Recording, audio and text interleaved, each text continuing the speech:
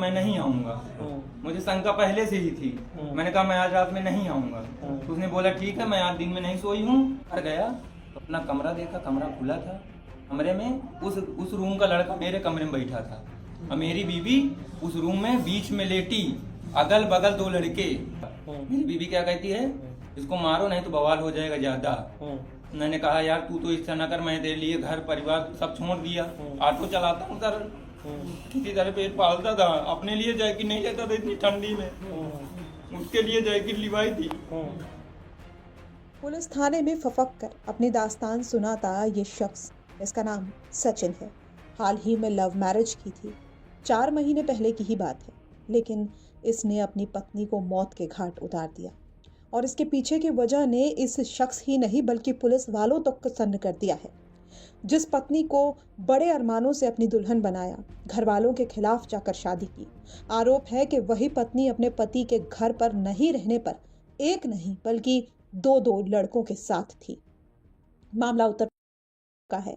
महाराजपुर इलाके में सचिन अपनी पत्नी श्वेता सिंह के साथ 1 महीने से किराए पर रह रहा था। सचिन फतेहपुर का रहने वाला था। उसने गांव की ही रहने वाली लड़की श्वेता सिंह से कई साल से रिलेशनशिप के बाद शादी की थी। परिवार वाले शादी को तैयार नहीं थे तो दोनों ने 4 महीने पहले परिवार वालों से विरोध करके कोर्ट मैरिज कर ली थी। सचिन कानपुर में ऑटो चलाकर अपना परिवार पालने लगा था। इस दौरान उसने महाराजपुर में ही एक इंजीनियरिंग कॉलेज के बगल में एक मकान में किराए का कमरा ले लिया। अब सचिन को शक हुआ कि उसकी पत्नी का इंजीनियरिंग वाले लड़कों के साथ संबंध है। आरोप है कि इसी शक में सचिन ने अपनी पत्नी की हत्या कर दी और इसके बाद पुलिस थाने जाकर पुलिस को कबूलनामा भी दे दिया। कबूलनामे में सचिन ने जो भी बातें कही हैं वो चौंका देने वाली हैं। सचिन का कहना है कि उसने अपनी पत्नी से कहा कि वो देर से आएगा, लेकिन जब वो वक्त से पहले अपने घर पहुंच गया तो उसने अपनी पत्नी को 2 लड़कों के साथ आपत्तिजनक अवस्था में पाया।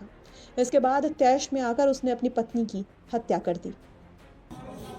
सर कल रात में मैं चला गया था दोस्तों के साथ पार्टी करने। मैंने उससे फोन करके कह दिया कि मैं नहीं आऊंगा। मुझे शंका पहले से ही थी। मैंने कहा मैं आज रात में नहीं आऊंगा। तो उसने बोला ठीक है, मैं आज दिन में नहीं सोई हूँ, मैं आज जल्दी सो जाऊंगी। मैंने कहा ठीक है। हमारी 9 बजे बात हुई। 9 बजे के बाद फोन कट गया। इसके बाद मुझे शंका, मैंने कहा रात में ही जाता हूँ मैं वही 11:30 बजे 12 बजे निकला।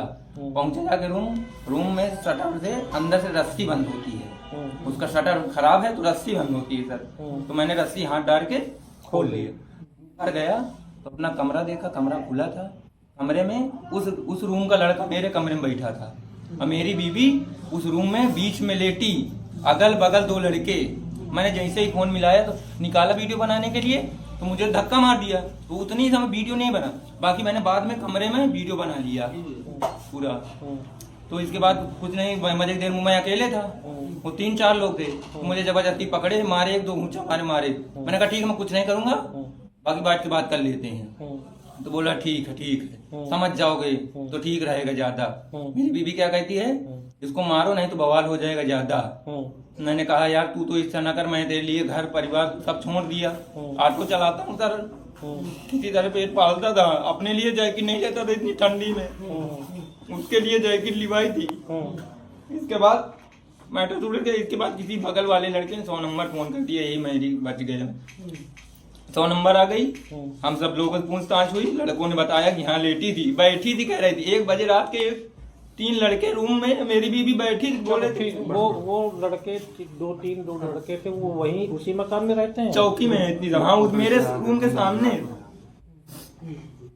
तो फिर मारा कैसे, कैसे मारा है? मारा बता रहा हूँ अभी पूरी बात। इसके बाद हमको लिवा गए, उनको भी बैठाला गाड़ी में, हमको भी लिवा गए रोड तक। उनके मुंह से बोला कि तुम ऐसा करना, अब लड़ाई झगड़ा ना करना। तो मैंने कहा सर आप कह दे तो मैं यही दुकान में बैठा रहूंगा, इसको अंदर आप छोड़ाइए रूम में, मैं लड़ाई झगड़ा एक भी नहीं करूंगा। तो बोले ठीक है। अच्छा, 1 लोग छोड़ने गए मोटर लेके, हम लोगों को अंदर कर दिया। इसके बाद अब वहां पर क्या कर रही है कि उनको तो मैं छुटवा लूंगी, लेकिन तुझको मैं फंसाऊंगी। अब सुबह अगर तू चाहता है तो यहीं पर मार मुझको, चाहे जो कर डाल, लेकिन मैं अगर तुम उनको फंसाएगा तो मैं तुझको फंसाऊंगी, लेकिन उनके साथ मैं रहूंगी जाके, उन तीनों के साथ। इसी आक्रोश में सर कह रहे जा मार डाल, चाहे ज्यादा हो गया, मर गई। मैं भाग गया, डर के मारे में भाग भी गया। घंटा घर गया, बैठा रहा, पूरे 2-3 घंटे बैठा रहा, 4 घंटे। इसके बाद मैंने सोचा सर न उसका जब उसके घर वालों ने भगा दिया, हमारे घर वालों ने भगा दिया, मैं ही तो हूँ उसका। मैं वापिस आके डायरेक्ट आपके पास, मैंने कहा मैं पेश ही हो जाता हूँ, जब सब कुछ बता देता वो हूँ। लड़के कहाँ? पुलिस सचिन का बयान सुनते ही हड़कंप में आ गई। तुरंत उसको लेकर कमरे पर पहुंची तो सचमुच में उसकी पत्नी की लाश कंबल में लिपटी हुई पड़ी थी। अब पुलिस ने सचिन को हिरासत में लेकर जांच शुरू कर दी है और बॉडी का पंचनामा कर रही है। मामले की गंभीरता को देखते हुए एसीपी, एडीसीपी समेत बड़े अधिकारी मौके पर पहुंच गए हैं। वहीं मामले पर पुलिस का क्या कुछ कहना है, सुनिए। ये आपने बता ही दिया कि थाना महाराज के अंतर्गत ये पुलिस के पास जानकारी प्राप्त हुई कि एक व्यक्ति ने अपनी पत्नी को मार दिया है और मारने के बाद उसको पश्चाताप हो तो उसने पुलिस के सामने आत्मसमर्पण कर दिया है। इसमें एफआईआर रजिस्टर कर ली गई है और सभी तथ्यों पर छानबीन करी जा रही है। लड़का तो हमारी गिरफ्त में है ही, अगर कोई और भी इसमें बात समझ में आती है तो उनके खिलाफ भी कार्रवाई की जाएगी।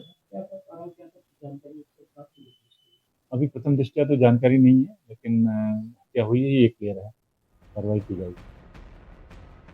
तो अब इस घटना में जहां पुलिस मामले की जांच कर रही है, तो वहीं ये घटना अपने आप में बड़े सवाल भी खड़े कर रही है। बहरहाल आपका इस घटना को लेकर क्या कुछ कहना है, हमें कमेंट बॉक्स में जरूर बताइए। कानपुर से रंजय सिंह की रिपोर्ट।